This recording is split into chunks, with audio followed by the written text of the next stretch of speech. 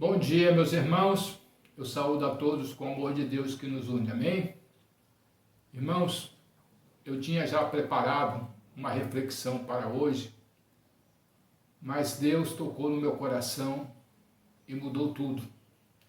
E eu tive que refazer todo esse trabalho devido ao momento que nós estamos vivendo, o momento que a nossa igreja está vivendo. E Deus colocou no meu coração porque eu deveria falar um pouquinho sobre a dor, e principalmente a dor que tem que ser vencida.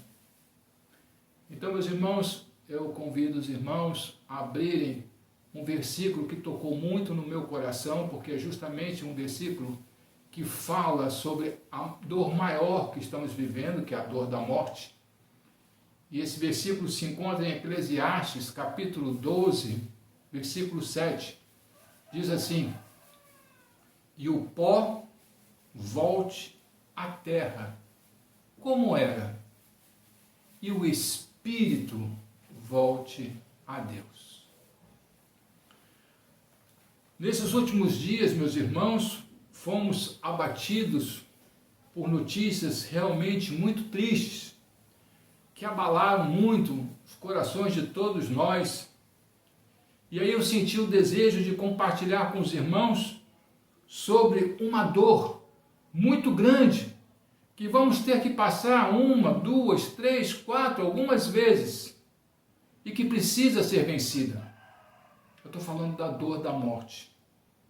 Quando a morte passa à distância, conseguimos encará-la com certa coragem, pois não nos afetou diretamente.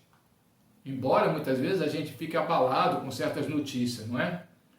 Mas, meus irmãos, a morte de um ente querido é uma das dores emocionais mais fortes que uma pessoa pode sentir. A dor da perda é cruel, pois nos desfazemos de uma realidade que nunca mais vai voltar. O pior é que ainda temos que lidar com pessoas que querem ajudar e nos mergulham numa angústia ainda maior. Suas palavras, em vez de serem de carinho e alento, são palavras questionadoras de nossa fé e de nossa crença em Deus, não respeitando o momento que estamos vivendo. Há pessoas que costumam dizer, e normalmente por não saberem o que dizer nessas situações de perdas, falam o seguinte: não fique assim, não chore, não sofra. Ele ou ela não gostaria de te ver triste desse jeito. E os mais cruéis ainda dizem: o que é isso, meu irmão? Estou duvidando da sua espiritualidade. Eu já ouvi, infelizmente, um irmãozinho falar isso para um outro irmão que estava sofrendo muito a perda de sua mãe.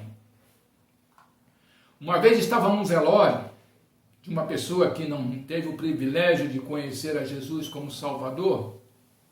Uma irmãzinha de uma igreja chegou para a esposa de quem tinha morrido e disse o seguinte: olha só, é uma tristeza, mas o salário do pecado é a morte. Pena que ele não entendeu isso. Meu irmão, minha irmã, isso é coisa que se diga. Temos que nos policiar para não ferir mais ainda quem está em sofrimento. Temos que demonstrar amor, compaixão. Temos que entender e respeitar o sofrimento das pessoas nessas ocasiões, porque é algo natural, pois é uma forma sincera de expressarmos aquilo que estamos sentindo. E tem pessoas que não entendem, acham que devemos ter um comportamento totalmente frio. Há uma notícia triste, há uma morte repentina de um pai, de uma mãe, de um irmão, de um filho. Quem está nessa dor não está querendo se sentir sozinhos.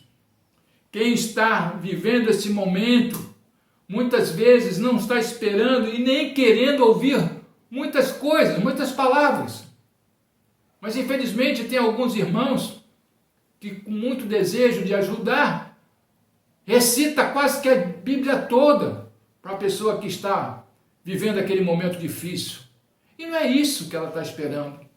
Ela está esperando se sentir acalentada, está se sentindo protegida. É isso que ela está precisando. Porque elas não querem se sentir no vácuo da dor. Então, meu irmão, minha irmã, quando você se deparar com uma situação dessa, chegue junto. Não precisa falar nada. Só passe o seu amor para ela com um abraço, que infelizmente até isso está sendo difícil para nós nesse momento, nessa epidemia que estamos vivendo. Passe para ela o amor que você tem com um olhar sincero, recheado de conforto. Quando perdemos alguém que amamos muito, ficamos muitas vezes sem chão, desguarnecidos, desestruturados e desorganizados. É um momento onde o nosso eu tenta de uma forma dramática se adaptar àquela dor e superar todo o sofrimento que se agiganta em nossa frente.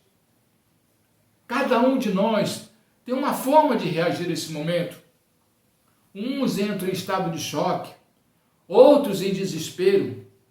Uns não acreditam no momento que estão vivendo, se tornando incapazes de aceitar a realidade do fato, negando-se o tempo todo. Uns buscam se culpar e se tornam agressivos consigo mesmo. Ah, se eu tivesse feito isso ou aquilo. Chegam também a se culpar por não estar no lugar daquele que se foi. Quantas vezes eu olhei e vi isso, presenciei isso num velório. As pessoas olhando para aquela pessoa amada que estava ali deitada, morta, sem vida. Eu ouvi, já ouvi. Era eu que devia ter ido e não você. Isso é muito forte, meu irmão. Isso é muito forte. Outras pessoas, quando vivem esses momentos, ficam apáticos, fora do ar, se sentindo desamparados, abandonados, e falam, e agora, o que vai ser de mim? Por experiência própria, meus irmãos, eu digo, e talvez muita gente vai concordar comigo, existem 3 momentos mais difíceis depois da morte de alguém. O primeiro é quando a gente sabe que aquela pessoa morreu. O segundo momento é o momento entre o saber da morte e o sepultamento. E o terceiro momento terrível,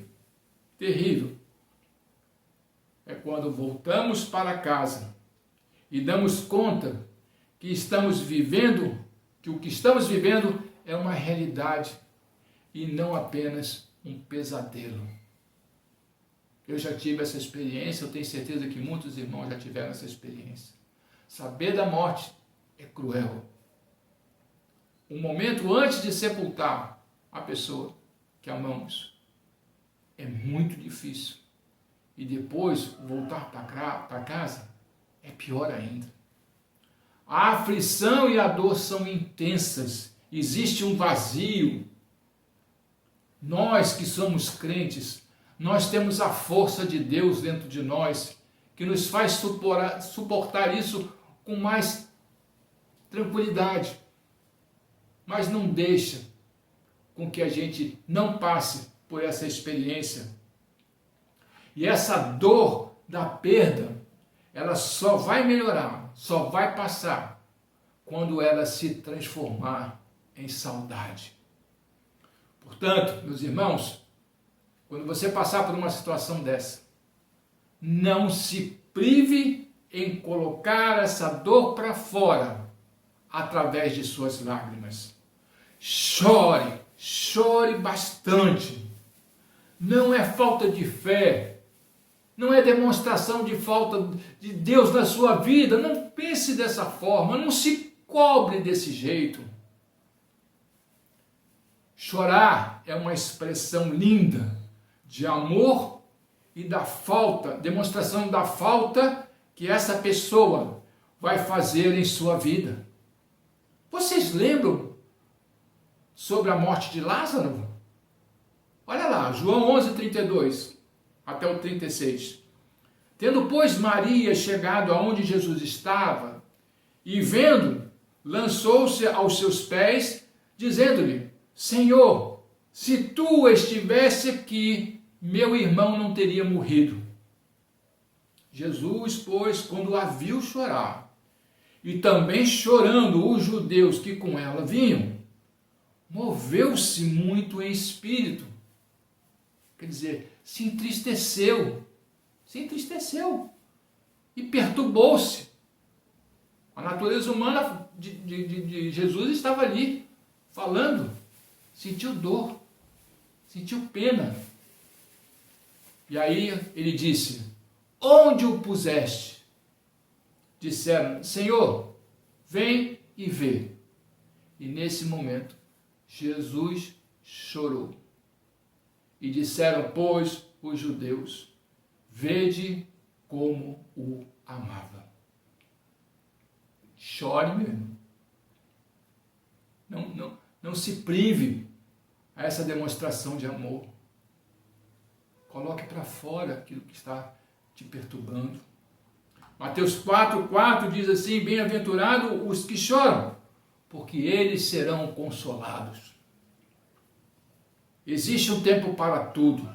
Em Eclesiastes 3:4 diz: tempo de chorar, tempo de rir, tempo de prantear, tempo de dançar. Então, se o seu tempo for o tempo de chorar, meu irmão, chore. Não fique preocupado com os outros. Romanos 12:15 diz assim: alegrai-vos com os que se alegram e chorai com os que choram.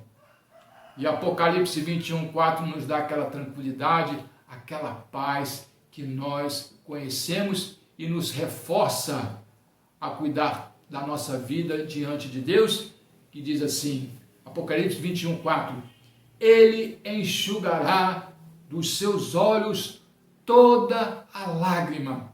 Não haverá mais morte nem tristeza, nem choro nem dor, pois a antiga ordem já passou. Que promessa maravilhosa que Deus nos dá. Meus irmãos, estamos de luto. Estamos mesmo de luto. Diariamente, vemos os números de mortos pela contaminação desse vírus crescerem e esses números estão se transformando em rostos. É um irmão da igreja que se vai, é um tio, é um primo, é um vizinho, é um cunhado, é uma irmã. Não são mais números, são pessoas, e agora pessoas muito mais próximas. E estamos vivendo um momento de muita ansiedade e temor, porque querendo ou não, sempre vem aquela pergunta: quem será o próximo, não é? Mas temos condições de vencer todo esse temor e toda essa dor, meu irmão. A dor da perda será sempre vencida. Salmo 42:11 diz assim: porque estás abatida, ó minha alma, e porque te perturbas dentro de mim? Espera em Deus, pois ainda o louvarei, a Ele que é meu socorro e o meu Deus. Nossa verdadeira esperança, meu irmão, está em Deus. Ele nunca falha. Colossenses 1:5 diz assim: a fé e o amor vêm por causa da esperança que vos está reservada nos céus, da qual antes ouvistes pela palavra da verdade do Evangelho. Então, significa que quando depositamos em Deus toda a nossa esperança, conseguimos vencer a dor da perda e ela passa a não tomar mais todo o espaço do nosso coração. Aí voltamos a ter vontades, entusiasmos para novas atividades. vamos conseguir seguir em frente, superando todas as dores que aparecerem. Os que têm a Cristo como Senhor de suas vidas devem buscar fundamentar sua esperança em Cristo, não só porque Ele é quem irá nos direcionar, mas também porque é Ele quem irá nos sustentar. Olha o que Paulo diz em Romanos 15, versículo 13. Ora, o Deus de esperança vos encha de todo gozo e paz em crença, para que abundeis em esperança pela virtude de quem? Virtude do Espírito Santo. Jeremias 17, 7 diz: bendito o homem que confia no Senhor e cuja confiança é o Senhor. Portanto, meus irmãos, vamos consolar quem precisa ser consolado. Sabe por quê? Porque consolar é compartilhar a esperança. Sabemos que o nosso Redentor vive, e se Ele está vivo, nós viveremos. Espero, meus irmãos, que essa reflexão possa ajudar o irmão a viver, a passar esse turbulência que estamos passando, essa tempestade que estamos passando. Nós não estamos no mesmo barco, cada um tem o seu barco, mas temos uma forma própria para superar, para vencer a tempestade. E se Cristo está no barco, não se esqueça, tudo vai muito bem. Cristo é a nossa esperança, meu irmão. É a nossa esperança. Eu quero terminar essa reflexão, deixando com os irmãos um versículo que tocou muito no meu coração quando eu estava preparando essa reflexão. Se encontra em Josué, capítulo 1, versículo 9, que diz: seja forte e corajoso, não se apavore, nem desanime. Que Deus possa nos abençoar, nos guardar desse momento tão difícil e que possamos superar juntos, com amor, consolando-nos uns aos outros, na esperança de Cristo em nossas vidas. Vamos orar, meus irmãos. Senhor, nosso Deus, nosso Pai, muito obrigado, Senhor Deus, pela tranquilidade que o Senhor nos dá nessa esperança em Cristo para as nossas vidas. Senhor, sabemos que iríamos passar por isso, porque Jesus falou que nesse mundo nós sofreríamos aflições, mas com a Tua presença dentro de nós, essas aflições, Senhor Deus, têm um outro tamanho, uma outra dimensão, pois somos carregados no Teu colo diariamente. Nos ajude, Senhor Deus, para que também possamos consolar aqueles irmãos que precisam ser consolados, que possamos transmitir para eles a esperança que nós temos em Cristo. Nos abençoe, nos guarde, guarde nossa igreja, guarde os irmãos da nossa igreja, os nossos parentes, os nossos amigos mais chegados, guarde o nosso pastor que tanto tem feito para cuidar do seu rebanho, se expondo muitas vezes para estar ali junto com cada um. Nos guarde, Senhor, nos abençoe, que a Tua graça esteja sobre nós a todo momento, pois nós choramos isso em nome de Jesus. Amém, Senhor.